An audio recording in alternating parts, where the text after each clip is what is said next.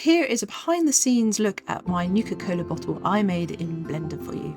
So first make sure you get a good reference image and then create a circle and extrude it up, following the shape of the bottle so it looks really nice and bottle shape. And just keep going up until you're happy with that.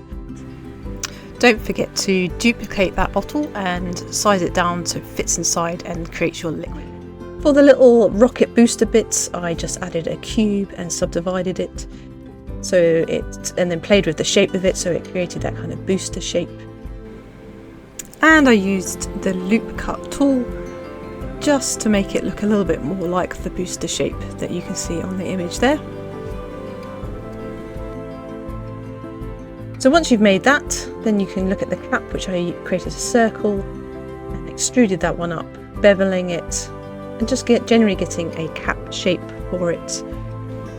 And then selecting the vertices, every other one, and sizing them up so they kind of make that like cap shape that you want on a bottle, and then subdividing it so you get that, so it looks something like that, hopefully.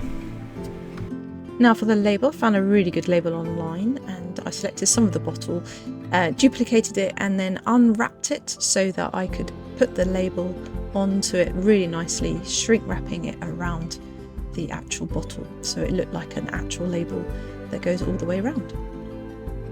And then for the materials, I started adding materials. I used a glass material on the bottle and then an emission shader on the really funky liquid that goes inside the Nuka bottle. I wonder what it tastes like. Let me know in the comments if you've got an idea.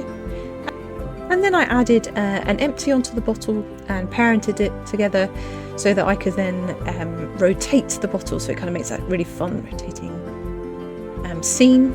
And then it's all about the lights, so I used a lot of purple lights and different kind of area lights and spotlights just to create that kind of backdrop of that purple backdrop that makes it kind of glow and makes it look really nice.